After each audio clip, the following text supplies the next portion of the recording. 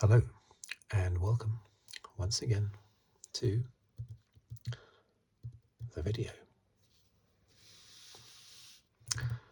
In this one, I will be continuing my look at every Formula One Grand Prix in the 2023 Formula One season.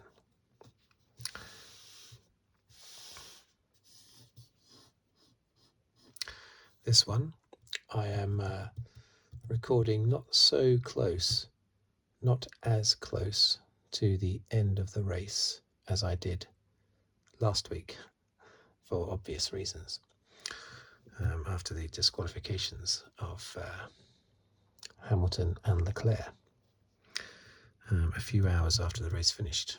I'm recording this a full day after the end of the race.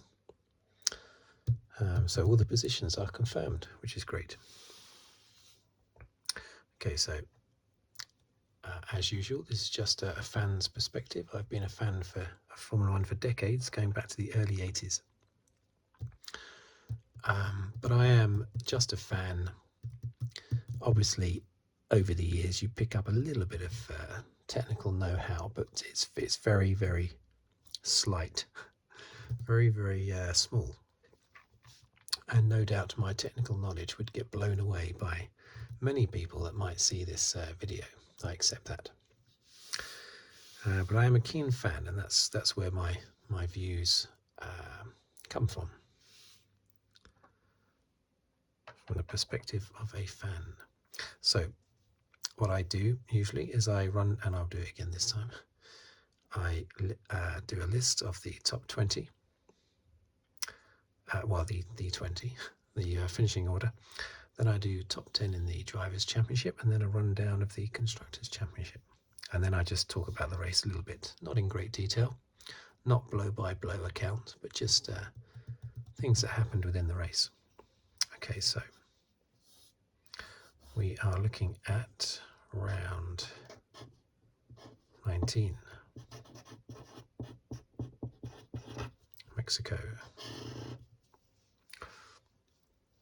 Okay, so let's go. Let's do the rundown.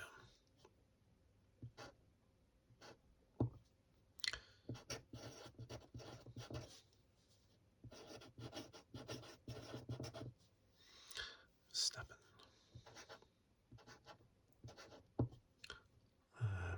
Hamilton. Let's hope my pen holds out. It's running out of ink. Third. Leclerc.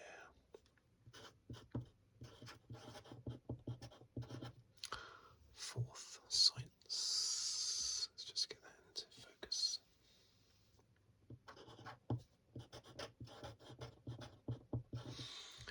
Norris.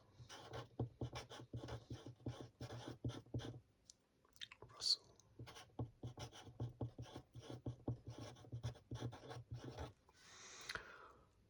Ricciardo.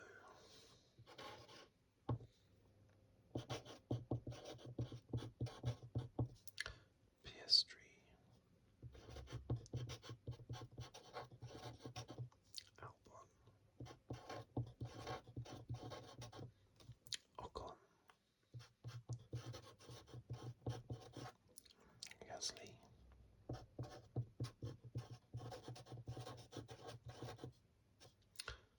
Tsunoda.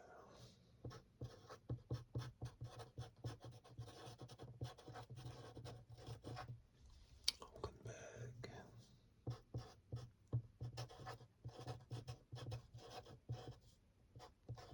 Bottas and Joe.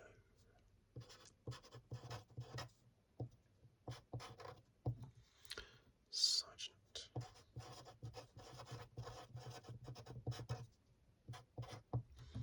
Stroll.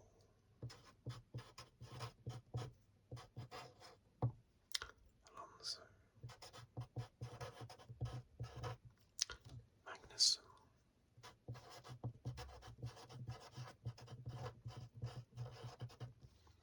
And Perez.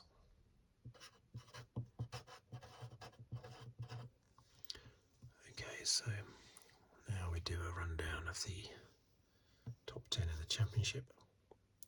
I got Verstappen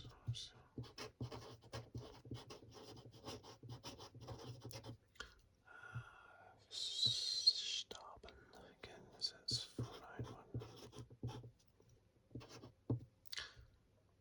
Perez 240. Hamilton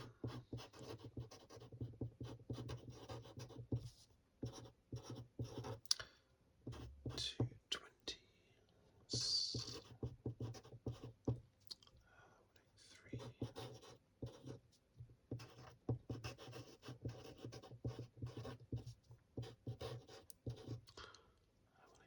Six. Norris 6. Let's check that focus again. 6.9.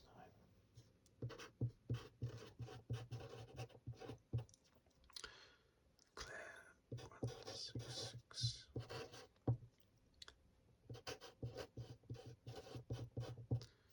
That's 151.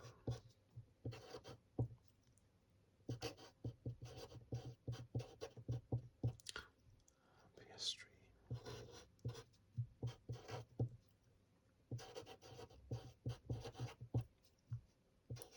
6. And rundown of the Constructors' Championship.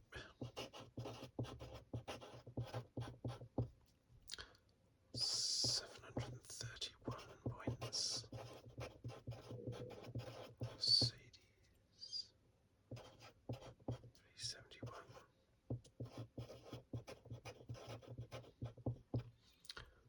Ferrari 349.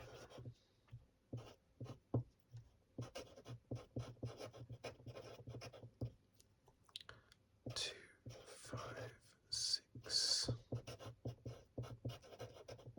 Aston Martin 2, 3, 6. 6th.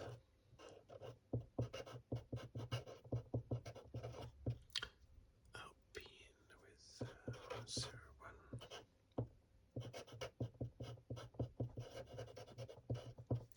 Williams 28.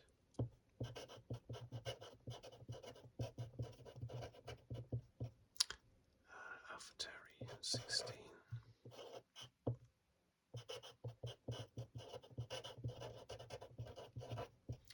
Alfa Romeo 16. S12. Okay, so there you go. So what did we, or what did I think of that race?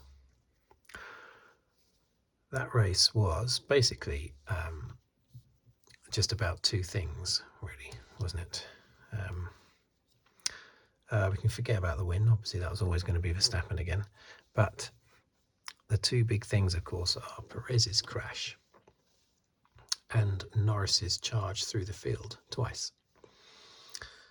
Reminiscent of Hamilton, Brazil 2021, when he charged through the field twice in the sprint race and then in the main race, and actually caught Verstappen and overtook him. Norris didn't quite overtake Verstappen on this occasion, but fantastic drive by Norris. But of course, that big crash, that big thing at the beginning, oh dear, that's terrible, wasn't it? I think Mexican F1 fans, for their devotion to a particular driver or a particular team, are second only to, maybe they're not second actually, maybe they're joint or even a little bit more fanatical than Ferrari fans. I've said before that Japanese fans are the best all-rounders. You know, Japanese fans just support Formula One. I think it's fantastic how they do that. Not specifically, waving Honda flags or anything like that. They just seem to love Formula One. The British drivers, British F1 fans get well behind their British drivers, but they also appreciate the sport as well. Same with Brazilian fans. Same with German fans. Dutch fans, I don't know, because masses of Dutch fans is a relatively new phenomena. We had a little bit with Jos Verstappen, but not much, because he only picked up a couple of third places in his entire career. So there wasn't much of it for Jos Verstappen, even though he was nicknamed Jos the Boss and was very popular in the Netherlands. But now, of course, the Dutch fans are extreme. So you got Perez fans, you've got Verstappen fans, and you've got Ferrari fans. Those three are the big ones. And so for this to happen to Perez is terrible. I felt so sorry. I know what it feels like when you're in the crowd and your favourite driver, which for me it was always Nigel Mansell, retires. It's devastating. You're aware of how much time, effort and money it cost you to get to that circuit and be where you are watching the race, but there you are struggling to enjoy it because your driver has retired early on. It's the risk you take, of course, when you go to these races. If you have a particular driver that you want to support, that's the risk you take. It's the same with any sport, I suppose. In a team sport, like football or something like that, if your team loses, then you probably wish you'd never gone. Anyway, I felt very sorry for the Perez fans. Clearly, Sergio's error. You can tell that he thinks that also, because afterwards he said, when he was interviewed, he thought it was a racing incident. Whenever a driver says it's a draw, basically a racing incident, whenever a driver says that, that's basically them taking the blame for it, but they just don't want to actually say, I'm at fault. Yeah, okay, sometimes drivers do admit blame, but a lot of the time they can't bring themselves to do that, so they just say, I think it was a racing incident. But that means that they're accepting the blame, because it was Perez's fault. Of course, if he had known that Leclerc was committed in between himself and Verstappen to that degree, he wouldn't have moved over on him, of course. He wasn't trying to punch Leclerc out of the way, because the guy on the outside would always come off worse in that situation. As happened to Verstappen at Silverstone in 2021, the guy on the outside always suffers the most. So Perez would never have done that deliberately. But he should have been more aware of what was going on there. I think he just got too excited. It comes from desperation. We saw it with Nico Hülkenberg in 2014 and 2015, pulling some crazy aggressive moves on Hamilton out of desperation, because it was the only way he could try and beat Hamilton. Super aggressive things Nico Rosberg was doing that someone like that wouldn't normally do. But he felt, you feel in that sort of situation, I've seen many drivers do that. They're normally calm and placid, and they get the red mist in desperation. And I think that's the case with Sergio there. He felt, I've got to do this. He had a fantastic start, but it was almost too good, because it put him into a position where he could potentially take the lead around the outside. Just like Max Verstappen did. Was it 2021 or 2020? I forget which one. When I think it was 2021, wasn't it? When Max went around the outside of Bottas. Bottas was on pole and was charged with defending the lead going into the first corner to help Hamilton, and he tucked himself in, but he tucked himself too far on to the inside going into the first corner. So Verstappen just whipped around the outside of him. I think Perez was trying to do that, but this was 3 cars going into the first corner, not 2. But yeah, a move born out of desperation, and the fact that he had such a fantastic start as well, that led to it as well.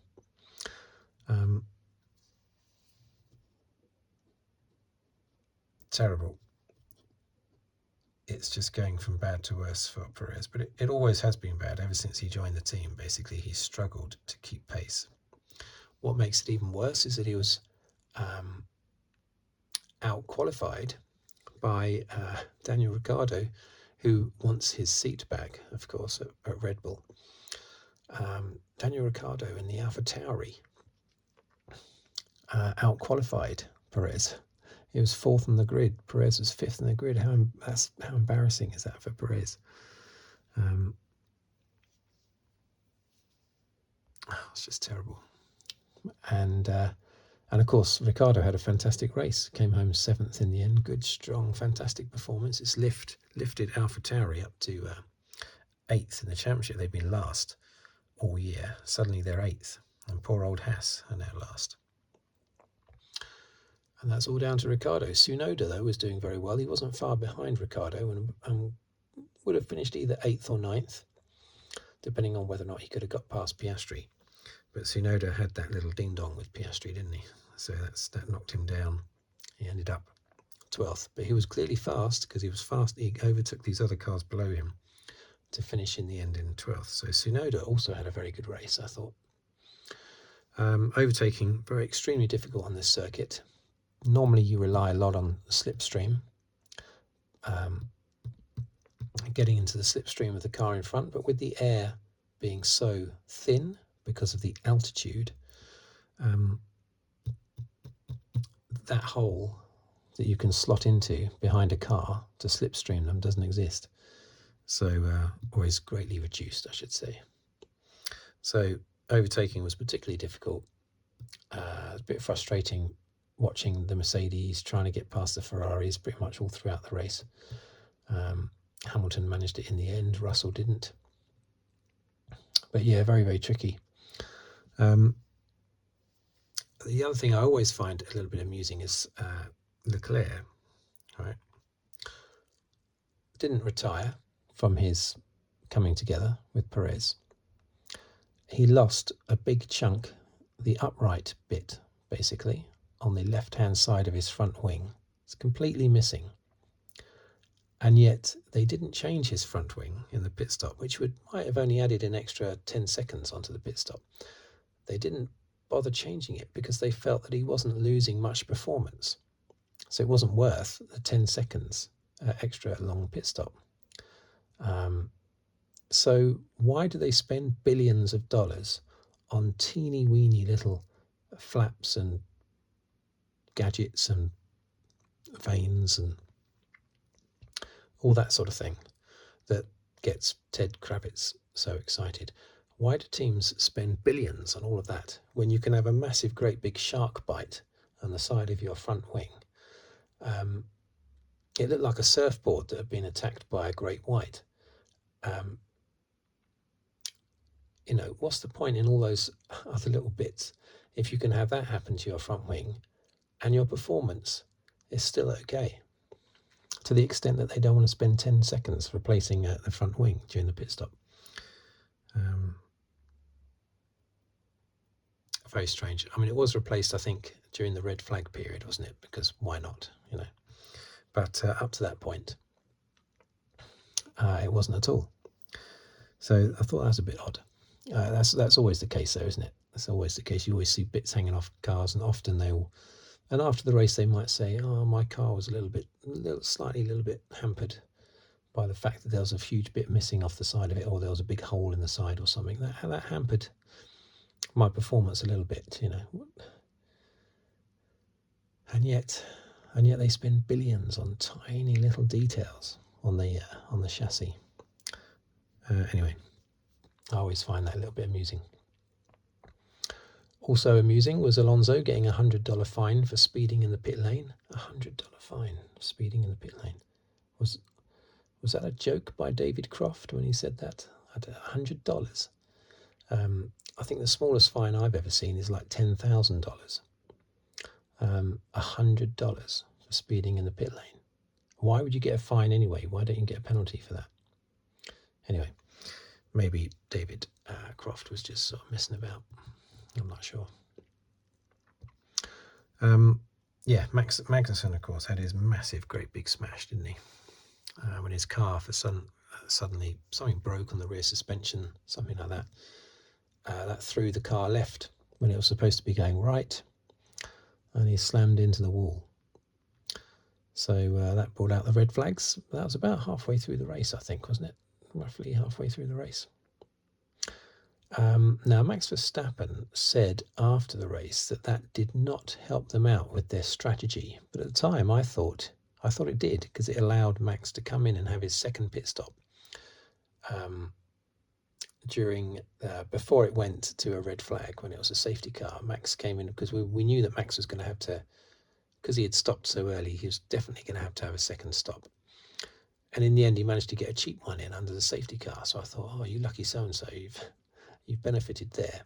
But then it went red flag anyway, so everybody was able to change their tyres. But at the time, I thought that really helped him out. He said it didn't after the race. So, he's probably right and I'm wrong. I should think he knows more about the strategy than I do. What else? Yeah, Piastri and Tsunoda. I mentioned that ding dong. And Tsunoda tried to. Did he try to go around the outside of Piastri? Didn't he? And he go off the? He went off the track. Yeah, he went off the track slightly. Or did he go off the track? I don't know. No, that's right. He tried to overtake, didn't he? And they banged wheels. Piastri and Tsunoda nearly went off. Piastri nearly went off, and then the following lap, Tsunoda did it again. And this time Tsunoda went off and he lost all those places, which was really unfortunate because he was doing very well. He wasn't far behind his teammate. Norris with his charge. What's strange is that Norris was able to, well, not only was he able to look after his medium tyres so well at the end of the race, but also how come he was so much faster than Piastri? They were both on medium tyres. I don't know if they were brand new medium tyres, but I assume they were the same age medium tyres anyway. How was he so much quicker than Piastri that he just blew past? They told Piastri, let him go, as if they were on different strategies and as if their tyres were different ages or different compounds, and Piastri duly didn't fight at all. He duly let Norris go past, and Norris then just blew away from Piastri. Great speed, and then overtook Ricciardo, then overtook Russell, and was closing in on Sainz at the end. How on earth was he so much quicker than Piastri? There must be a reason for that, because Piastri is very good and has had a very good second half of the season. So I don't know why that was, because their tyres were the same. I think. Albon, 9th place. Let's just put fastest lap for Lewis Hamilton. Yeah, 9th place. He obviously didn't hear me last week when I said that he always finishes either 7th or 11th. 7-11, Alex Albon is. And here he is in 9th.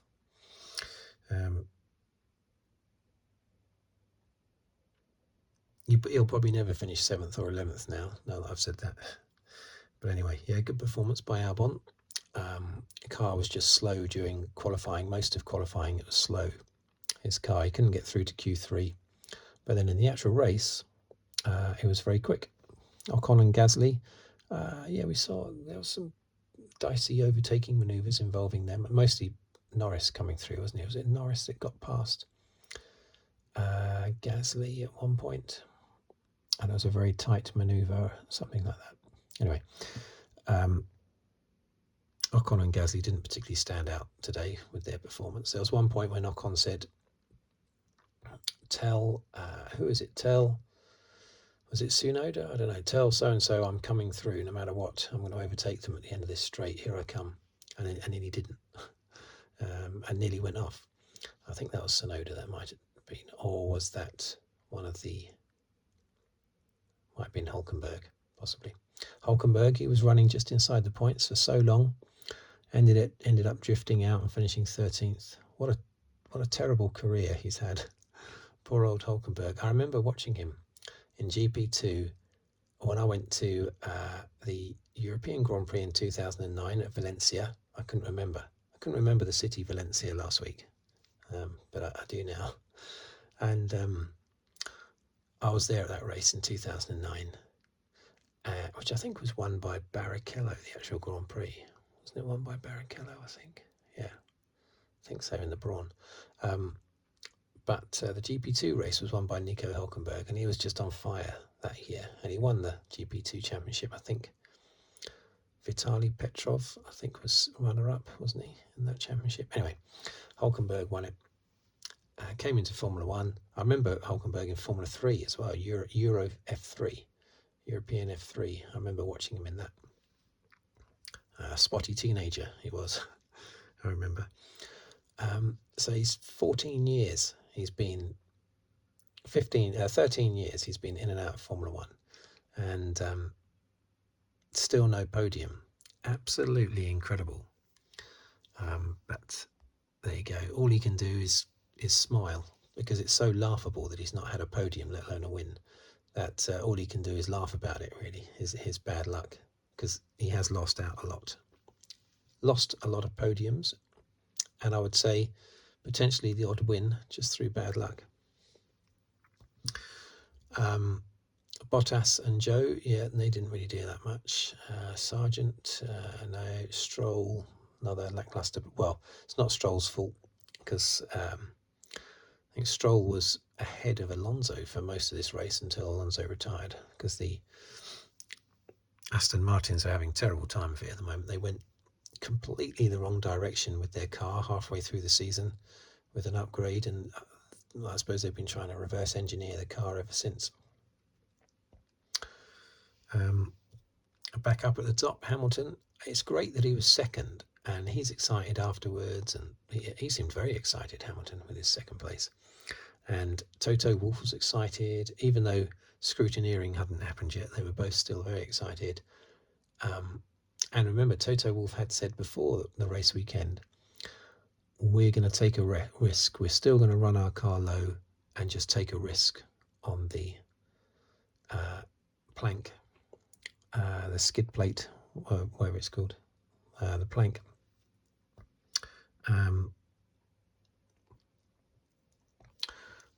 Not reducing in thickness enough to get a penalty. They were going to take that risk. So they must have very much so been thinking that there was a possibility they were going to lose his second place. But anyway, he was extremely excited, Hamilton. For me, the fact that he was second here just makes it all the more irritating that he got disqualified in Austin. Not because I think he shouldn't have been disqualified. I mean, at the end of the day, the wear on the plank was too much, so yeah, he gets disqualified. Probably other cars should have been disqualified as well, but they can't check loads of cars, can't check them all. So I don't have any problem with him being disqualified. It's just the frustration. He could have had two strong second places, and then of course the race before Austin, where was that? Where was the race before Austin? I forget, but anyway, wherever it was, he would have probably had another strong finish there, possibly a podium, had he not retired from that race. So it's just so frustrating, because he would be right on Perez's heel. He'd only be about 1 point behind Perez now. Not that Hamilton is particularly excited about finishing runner-up to Verstappen. I mean, why would he be? 7-time champion. He's not going to go hooray if he finishes second to Verstappen.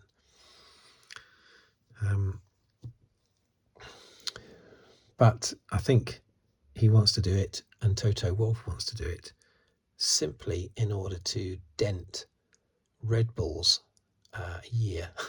Put some kind of dent into Red Bull's year. Just get between the two Red Bulls. Red Bull have never finished 1 and 2 in a championship. So I think Mercedes and Hamilton are desperate to go in there just to split them, just to annoy Red Bull, just to annoy Christian Horner, basically. And I hope they do as well. I'm not a Christian Horner fan. Ever since he said that Michael Massey did no wrong in Abu Dhabi 2021, when Michael Massey absolutely did do everything wrong at the end of that race, broke all the rules, was fired by the FIA, or removed from that position anyway. And yet Horner, who would have gone absolutely mad if it had been the other way around, Horner said that Michael Massey had done no wrong. So I've not been a Horner fan at all since then. Not at all. So Sainz, yeah, Ferrari. Well, the Ferraris were first and second on the grid, of course, weren't they? Pole for Leclerc, second for Sainz. This is the 11th race, 11th pole position on the trot for Leclerc that he hasn't won, which is beating his own record. That's incredible. Actually, was it his? Wasn't he jointly holding that record with Piquet, who had 10 pole positions on the trot without a win in the mid-80s? Yeah, Leclerc's beaten that record now. He's taken that record for himself now. What a great record to have. 11 pole positions on the trot and no win. It just goes to show how the Ferrari is super fast, but then messes up during the race, whether it's with strategy or just the race pace, basically. Often it's down to strategy or the race pace or a mistake by the drivers or a mistake by the team. One lap, there's not a lot that can go wrong in one lap. It doesn't last long enough. So that the true performance of the Ferrari is able to shine through. So, yeah, what else of note? Norris, fantastic. Yeah, great. Unbelievable performance. Amazing stuff. As regard the championships, well, of course, yeah, we've got Hamilton and Perez. Now, someone asked me recently who I thought was going to be fourth in the championship, and I confidently said Alonso. Well, he's already down to fifth. So, I guess now with only 3 races left, there's nothing that Aston Martin can do now. They're just going to have to stay as they are with a poor car and just concentrate on next year. So he will no doubt get passed by Norris, slip to 6th in the championship, and of course he might even get passed by Leclerc, because Leclerc's right there as well, and maybe even Russell. Russell is 32 points behind. Russell's having a bad year though. Things keep going wrong for him, so I don't think Russell will get him, but I can see Alonso in 7th. Norris, I hope he gets 4th. Amazing, when earlier in the season I remember doing these videos and Norris was outside the top 10 and I was lamenting how badly McLaren were doing, and then I remember the first time I etched Norris into 10th place on here. I remember thinking, what a great thing that was. And now he's all the way up there in 6th and knocking on the door of 5th and 4th as well. But yeah, poor old Alonso is gonna fall to Norris. I have no doubt about that now. Constructors' Championship. Well, I need to stop making predictions because they're always so horrifically wrong. But I didn't think As were going to end up 10th. I hope they don't end up 10th. But Aston Martin are obviously going to finish 5th. And will McLaren get... where are they? Hang on a minute. What's going on here? Oh, yeah, that's right. Sorry. I was forgetting that Ferrari are on 300 and something. McLaren are on 200 and something. Yeah, so McLaren obviously will not catch Ferrari. So there's a chance Ferrari might catch Mercedes, but I don't think so. I think that's all pretty much set. But this is quite tight here. Sainz, Alonso, Norris, Leclerc, with a little bit of Russell. All very close together there. So there you have it, the Mexican Grand Prix. Another dominating win for Verstappen. Was that his 51st or his 50th? Was it? I lose count because I can't count that fast. Was his 50th one last week, and this was his 51st? Anyway, it's his 16th win of the season, is it? I can't keep count. I can't keep track, because even if it was the 16th win, probably in the half an hour that I've been recording this video, he's probably had a 17th one. It's crazy. But obviously a fantastic performance by Verstappen again, blah, blah. But it was a very good performance. So I can't really say standout performance by Verstappen because it doesn't stand out. because it's just like all his other really good performances. They're all as good as each other. But definitely another. Actually, the Norris one doesn't even stand out because he's put in lots of really good performances. Ricciardo, Norris, they are the performances of this race. And Perez, of course, poor old Perez, getting too desperate into the first corner. You can't win it at the first corner, but you can certainly lose it, as they always say. What's the other one? In order to finish first you have to finish. Yeah. Or at least get through the first corner. Right, so that's the end of that video, I think. Thank you for watching. Thank you for listening. If you'd like to subscribe, please do so. Or any comments. I'm happy for all comments, even if you're criticising anything I've done in the video. I love getting those comments because I don't get everything right, I can assure you. So I'm happy for anyone to chip in and correct me on anything, very much, or just give their opinion.